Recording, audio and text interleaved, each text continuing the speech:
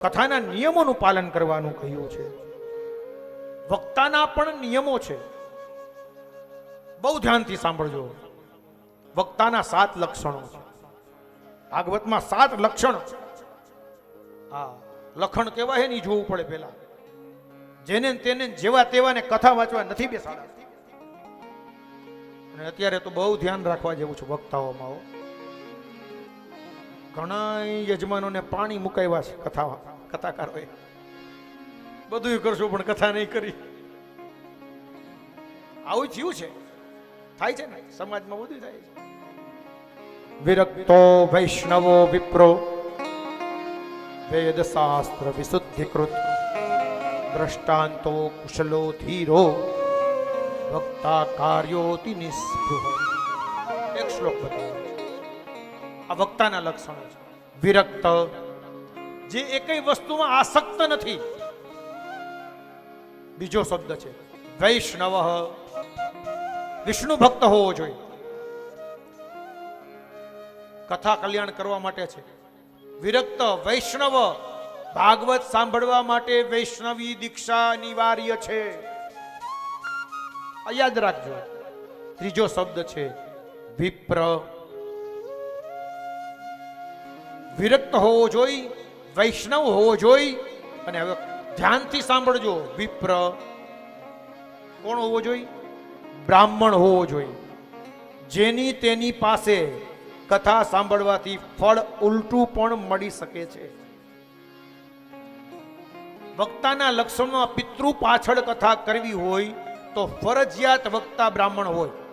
આ તમને સ્પષ્ટતા પૂર્વક વાત કરું છું. આમાં લખેલું છે એટલે કહું. મારા ઘરની વાત નથી આ, ને હું બ્રાહ્મણ છું એટલે વાત કરવાની વાત નથી. આ શાસ્ત્રોની વાત છે. અહીંયા 7 લક્ષણમાં એક લક્ષણ છે વિપ્ર, બ્રાહ્મણ હોવું જોઈએ. પછી બતાવ્યું વેદ શાસ્ત્ર વિશુદ્ધિકૃત, વેદોનો ભણેલો હોવો જોઈએ, શાસ્ત્રોનો જાણકાર હોવો જોઈએ. અને દ્રષ્ટાંત કુશલ. ખાસ સાંભળજો, કેવો હોવો જોઈએ? દ્રષ્ટાંત દેવામાં કુશળ. નકર ખાલી દ્રષ્ટાંત જ આવ્યા કરે, કથા જ ન આવે. ખબર ન પડે કે તમે રામ કથામાં બેઠા કે કૃષ્ણ કથામાં કે દેવી ભાગવતમાં કે શિવ પુરાણમાં. આખું સત્ર પૂરું થઈ જાય તો ખબર ન પડે કે કઈ કથા હતી. કેટલા દ્રષ્ટાંત જ આવ્યા કરે, દ્રષ્ટાંત જ આવ્યા કરે. અને હાહુ હોવાની વાતો જ આવ્યા કરે. હા, બહુ આમ કર્યું, હાહુ આમ કર્યું. અરે એ નથી કરવાનું ભાઈ. મૂળ વસ્તુને પકડો, મૂળ વસ્તુને જાણો. આગળ બતાવ્યું કુશલ ધીરો. વક્તા ધીર ગંભીર હોવો જોઈએ. વક્તાની વાણીમાં ગંભીરતા હોવી જોઈએ. આ છડકાઈ ન ચાલે. વક્તાની વાણીમાં ગંભીરતા હોવી જોઈએ. અને છેલ્લે શબ્દ બતાવ્યો છે અતિ નિસ્પૃહ. જોજો શું લખ્યું? અતિ નિસ્પૃહ. પોથી ઉપર કેટલા આવ્યા ને એને ગણવાની વાત જ નથી કરી. ઘણી વાર વક્તાનું મન પોથી ઉપર કેટલા આવ્યા ને એમાં જ હોય. કેટલા પગે લાગવા આવ્યા ને કેટલાય દક્ષિણા આપી, કેટલાય. વક્તા લોભી ન હોવો જોઈએ, વક્તા લાલચુ ન હોવો જોઈએ. આ વક્તાના લક્ષણો છે.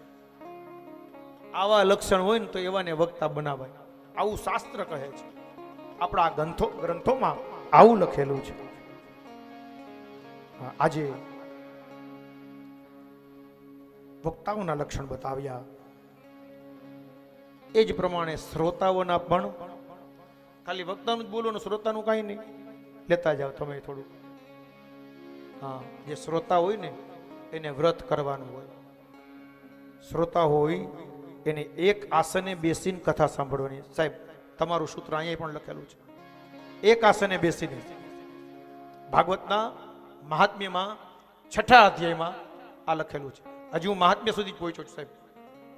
ધીરે ધીરે આગળ વધશે ગાડી. સમય પ્રમાણે એકો એક વસ્તુ આવશે, પણ શાંતિપૂર્વક વિધિપૂર્વક બધું આવશે. એક આસને બેસી અને કથાને એકાગ્ર ચિત્તપૂર્વક. એક આસને બેસવું જ પર્યાપ્ત નથી, પણ તમારું મન ભગવાનની કથામાં છે કે નહીં એ પણ વિચારવું જોઈએ. ઘણી વાર બેઠા હોય કથામાં અને મન છે ને ઘરે આટા મારતું હોય. ઘરે શું થતું હોય છે, છોકરા શું કરતા હશે, કામે ગયા હશે કે નહીં ગયા હોય, ફેક્ટરી ખોલી હશે કે નહીં હોય. મન ક્યાં છે એ વિચારો ને. શરીર કથામાં છે પણ મન એ તો માર્કેટમાં આટા મારતું હોય. તો પછી કે કથા કલ્યાણ ક્યાંથી થાય? કારણ કે મન એકાગ્રતા જે હોવી જોઈએ એ પણ નથી. પછી આગળ બતાવ્યું છે બ્રહ્મચાર્યનું પાલન કરવાનું છે. 7 દિવસ બ્રહ્મચાર્ય અખંડ હોવું જોઈએ. બીજું એક બતાવ્યું છે જેને કથા કરવાની હોય મુમુક્ષી ભાવથી એને ભૂમિશયન કરવાનું હોય. સેટી ઉપર નો સુવાય, નીચે દર્ભાસન કરી અને સૂવું પડે. આ બધા નિયમો છે.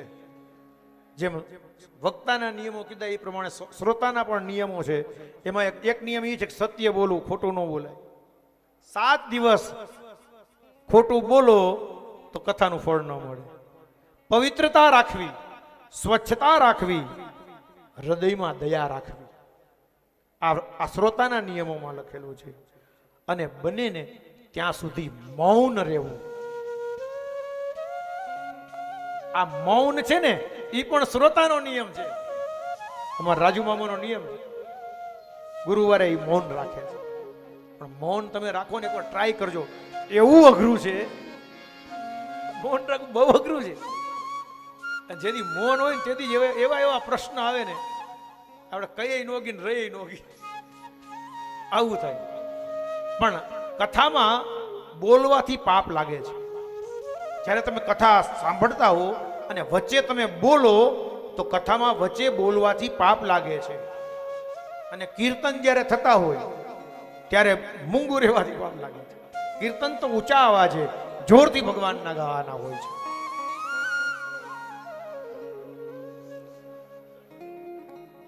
સરળતા રાખવી, વિનય રાખવો, મનમાં ઉદારતા રાખવી, આ નિયમો શ્રોતાના છે.